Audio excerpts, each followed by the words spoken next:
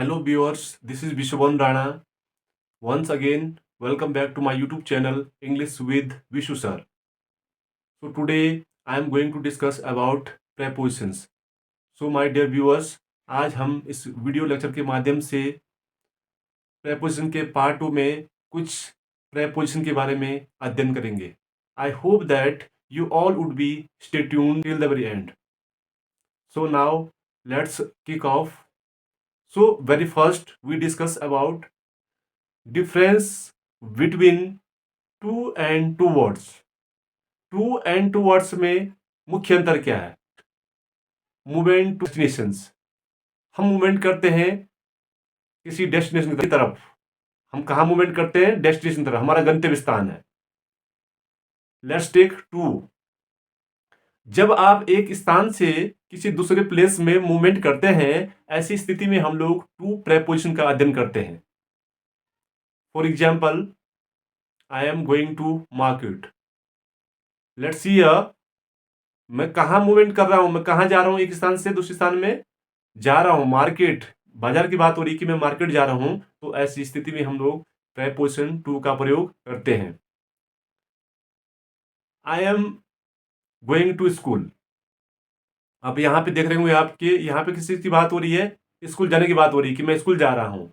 तो आप एक स्थान से दूसरे प्लेस को मूवमेंट करें, स्कूल को आप मूवमेंट कर रहे हैं, तो ऐसी स्थिति में हम प्रेपोजिशंस टू का प्रयोग करते हैं. In the other hand, if I talk about towards होता है की तरफ. It indicates direction. Let's take examples. She is going towards market. वह बाजार की तरफ जा रही है. लेकिन यहाँ पे ये फिक्स नहीं है कि वो मार्केट ही जाएगी. हो सके वो मार्केट से पहले कहीं रुक जाए या किसी दूसरी तरफ मूवमेंट कर ले. तो मत यहाँ पे कहने का मेन आशय यह है कि वह मार्केट की तरफ जा रही है. कोई ये सर्टेन नहीं है, यहाँ पे कोई सर्टेनिटी नहीं है कि वो मार्केट ही जा रही है. आई एम गोइंग टूवर्ड्स स्कूल. मैं स्कूल की तरफ जा रहा हूँ. या I am going towards home. मैं घर की तरफ जा रहा हूँ. लेकिन ये फिक्स नहीं है कि मैं घर ही जाऊंगा, लेकिन ये बता रहा है डायरेक्शन की मैं घर की तरफ जा रहा हूँ. तो टू एंड टूवर्ड्स में यह मुख्य अंतर है. हालांकि टू के बहुत सारे यूज होते हैं. जैसे हम लोग टू का प्रयोग करते हैं, कोई चीज आप प्रेफर करते हैं. What would you like to have? Coffee to tea. आप क्या लेना चाहेंगे, टी या कॉफी? तो जब आप यहाँ पे कोई चीज प्रेफर करना चाहते हैं, तो ऐसी स्थिति में हम लोग प्रेपोजिशन टू का प्रयोग करते हैं. आप क्या लेना चाहेंगे, टी या कॉफी? तो यहाँ पे हम टू प्रेपोजिशन का प्रयोग करते हैं. या हम जैसे रिलेशन के लिए भी टू का प्रयोग करते हैं. जैसे she is sister to me, वह मेरी बहन है. He is brother to me, वो मेरा भाई है. तो यहाँ पे ये क्या बता रहा है? आपस में संबंध की बात कर रहा है. Move ahead, across and through. What is the main difference between across and through? Across का मतलब होता है जैसे किसी ओपन प्लेस में या खुले स्थान में एक स्थान से दूसरे स्थान की तरफ, आर पार. जैसे आप बोल सकते हैं रोड होती है, रोड के आर पार या नदी के आर पार. आप कह सकते हैं सड़क के उस पार मेरी दुकान है. There is my shop across the road. वह नदी के उस पार गया.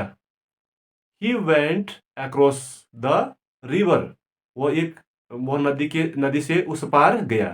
तो एक छोर से दूसरी छोर की तरफ आप जा रहे हैं, तो ऐसी स्थिति में हम लोग प्रेपोजिशन across का प्रयोग करते हैं. नदी के उस पार एक गांव है. There is a village across the river. तो ये नदी के एक छोर से दूसरे छोर की बात कर रहा है कि एक तरफ से दूसरी तरफ क्या है, वहां पे गांव है. मतलब पार करके क्या है, एक गांव है. तो ऐसी स्थिति में हम लोग प्रेपोजिशन अक्रॉस का प्रयोग करते हैं. नेक्स्ट है थ्रू.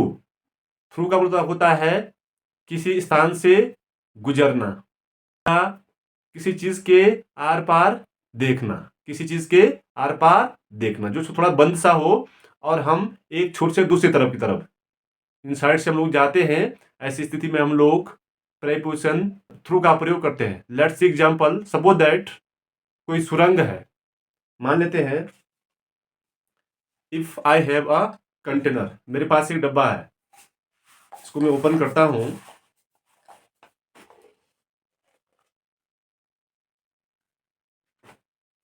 एक सुई का डब्बा है मेरा।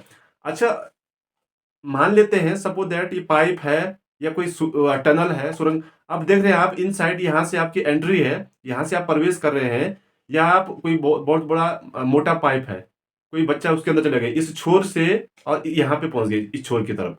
तो ऐसी स्थिति में इनसाइड आप लोग यहाँ से और यहाँ गए, तो ऐसी स्थिति में हम लोग प्रेपोजिशन थ्रू का प्रयोग कर सकते हैं। जैसे वे सुरंग से गए, वे सुरंग से गए। They went through the tunnel. Ayansh खिड़की से देख रहा है, अयांश खिड़की से देख रहा है। Ayansh peeping through the window, means peeping peeping क्या होता है, झांकना। तो मुझे कहां से झांक रहा है, खिड़की से झांक रहा है। तो ऐसी स्थिति में हम लोग प्रेपोजिशन थ्रू का प्रयोग कर सकते हैं। जैसे इस सेंस में भी आप कह सकते हैं ऋषभ जंगल से गुजर रहा था। Rishabh was moving through the jungle, या Rishabh was passing through the jungle. Next preposition since and for. What is the main difference between since and for? दोनों का प्रयोग कहाँ होता है? परफेक्ट कंटिन्यूअस टेंस में। तो सिंस का प्रयोग वहां पे होता है निश्चित समय के लिए, point of time, and for का प्रयोग पीरियड ऑफ टाइम। जैसे आप कह सकते हैं पॉइंट ऑफ टाइम का मतलब एक निश्चित टाइम। जैसे आप कह सकते हैं मैं सुबह से टीवी देख रहा हूं, तो अपने आप में मॉर्निंग यहाँ पे क्या है, एक टाइम है, एक फिक्स क्या है, टाइम है। तो आई कैन से दैट वह सुबह से खेल रहा है।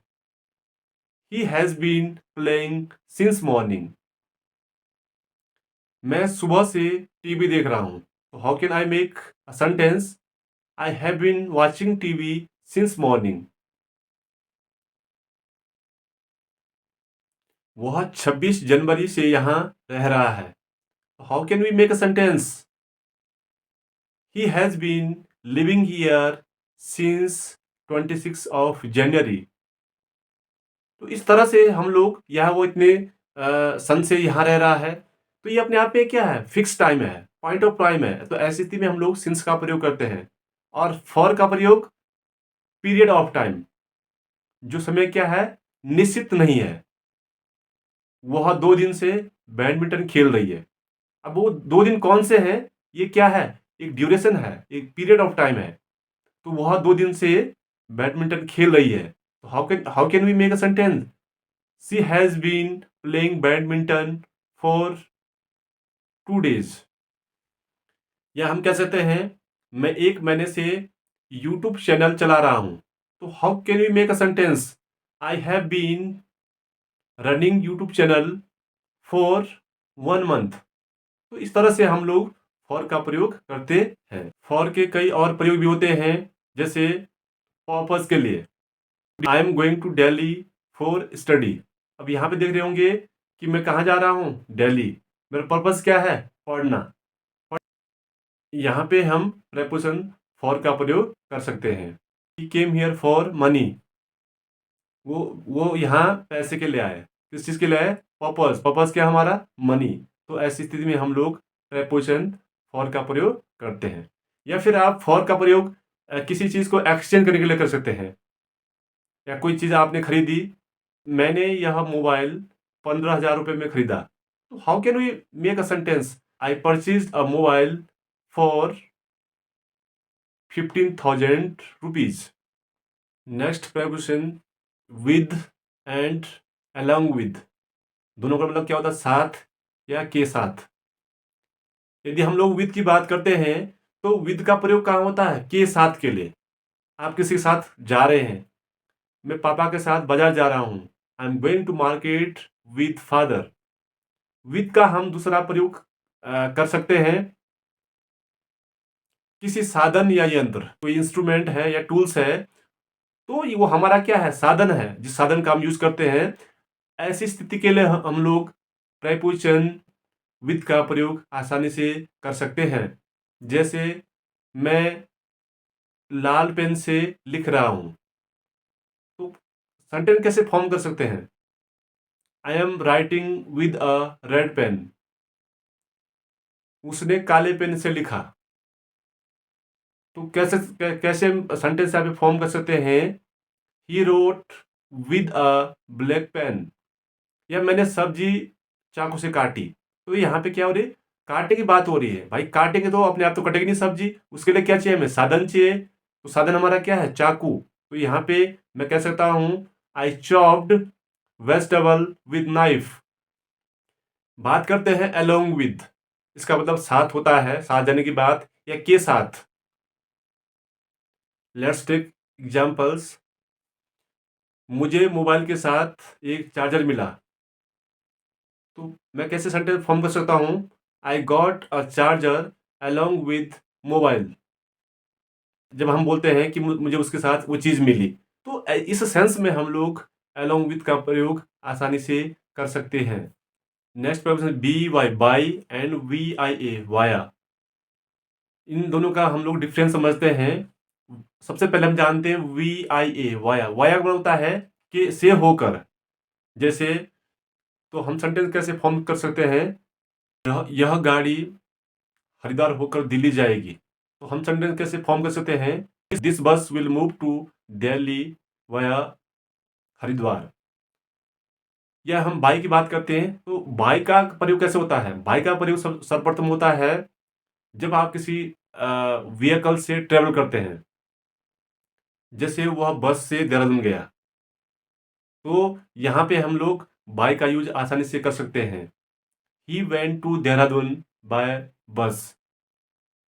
या वह स्कूटर से बाजार गया। He went to market by scooter. Next, यदि हम बाइक बी वाई बाय का अन्य प्रयोग जाने, तो जैसे नजदीक के लिए या समीप के लिए। मेरे बगल में बैठा हुआ है, तो how can we make a sentence? He is sitting by me, या he is sitting next to me, he is sitting adjacent to मी।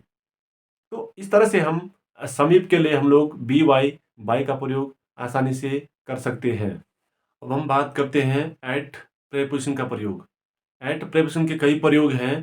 कुछ इंपॉर्टेंट प्रयोग के बारे में जानते हैं। जैसे एट का प्रयोग कहाँ होता है? लोकेशन के लिए। जैसे I am standing at the bus stop. यदि आपको कोई फोन करता है कि आप कहाँ हैं, तो आप बोल सकते हैं कि मैं कहाँ हूँ? बस स्टॉप में हूँ। तो आप उसके इर्द गिर्द की बात कर रहे हैं, वहाँ पे आप लोकेशन की बात करते हैं। तो ऐसी स्थिति में आप लोग एट का प्रयोग करते हैं। या suppose that if anybody is calling you, where are you right now? आप कहाँ हैं? आपने बोल दिया आई एम एट स्कूल। मैं कहाँ हूँ? स्कूल में हूँ। या I am in the school. यहाँ पे क्या है? यहाँ पे एट क्या बता रहा है? यहाँ पे लोकेशन की बात कर रहा है। भाई आपने बोला मैं स्कूल में हूँ। हो सके आप अंदर ऑफिस में ना हो सके आप किसी कैंपस में खड़े हों, हो सके आप गेट के पास खड़े हों या स्कूल के आसपास हों। लेकिन आप वहाँ क्या बता रहे हैं? स्कूल की लोकेशन को दर्शा रहे हैं आप। इसलिए आप बोल रहे हैं मैं क्या हूँ? स्कूल में हूँ, स्कूल पर हूँ या स्कूल में हूँ। तो आप बोल रहे हैं I am at the school. In तो वहाँ पे ये बताता है कि भाई आप हो सके आप अंदर ऑफिस के अंदर बैठे हैं, तो आप बोल सकते हैं I am in the office, या I am in the school. तो ये क्या कर रहा है? यहाँ पे अंदर की बात कर रहा है। लेकिन जब हम लोग लोकेशन की बात करते हैं, तो ऐसी स्थिति में हम लोग प्रेपोजिशंस एट का प्रयोग आसानी से कर सकते हैं। नेक्स्ट प्रयोग हम ऐड कर सकते हैं टाइम के लिए, जो टाइम को शो करता है। जैसे मैं सुबह 5 बजे उठता हूँ। I get up at 5 o'clock in the morning. तो यहाँ पे ये क्या कर रहा है? टाइम की बात कर रहा है। एट का प्रयोग आप कर सकते हैं किसी व्यक्ति या वस्तु पर क्या करना? निशाना साधना। इस सेंस में हम लोग एट का प्रयोग कर सकते हैं। उसने मुझ पर पत्थर फेंका। तो how can we make a sentence? He threw. Throw means फेंकना, तो थ्रो की सेकंड फॉर्म क्या हो जाएगी? Past form threw. He threw stone at me. फेंका, पत्थर फेंका। तो यहाँ पे ये निशाना साधने की बात हो रही है। तो ऐसी स्थिति में हम लोग प्रेपोजिशन एट का प्रयोग कर सकते हैं। या वे मुझ पर हंस रहे हैं, तो they are laughing at me. या वह मुझ पे मुस्कुरा रहा है, he is smiling at me. इस सेंस में हम लोग प्रेपोजिशन एट का प्रयोग आसानी से कर सकते हैं। या आप एट का प्रयोग मूल्य के लिए, कॉस्ट के लिए भी कर सकते हैं। जैसे केले 80 रुपये दर्जन बिक रहे हैं, तो how can you make a sentence, the bananas are selling at 80 rupees दर्जन, 80 रुपये दर्जन बिक रहे हैं। तो इस सेंस में हम लोग, मूल्य के सेंस में हम लोग एट का प्रयोग आसानी से कर सकते हैं। सो माय डियर व्यूअर्स, आज आपने इस वीडियो लेक्चर के माध्यम से कुछ प्रेपोजिशन के बारे में अध्ययन किया, और आई होप दैट कि आज का यह वीडियो लेक्चर आपको अवश्य पसंद आया होगा। और यदि आपके लिए यह वीडियो कुछ भी यूजफुल रही होगी, इस वीडियो को जरूर लाइक कर दीजिएगा। और यदि आप इस चैनल पे नए हैं तो इस चैनल को जरूर सब्सक्राइब कर दीजिएगा, ताकि आपको नए वीडियो के लिए नोटिफिकेशन मिल जाए या मिल पाए। So thanks for joining with me. See you soon with some interesting topic. Till then, keep practicing and keep speaking English as well. Thank you so much.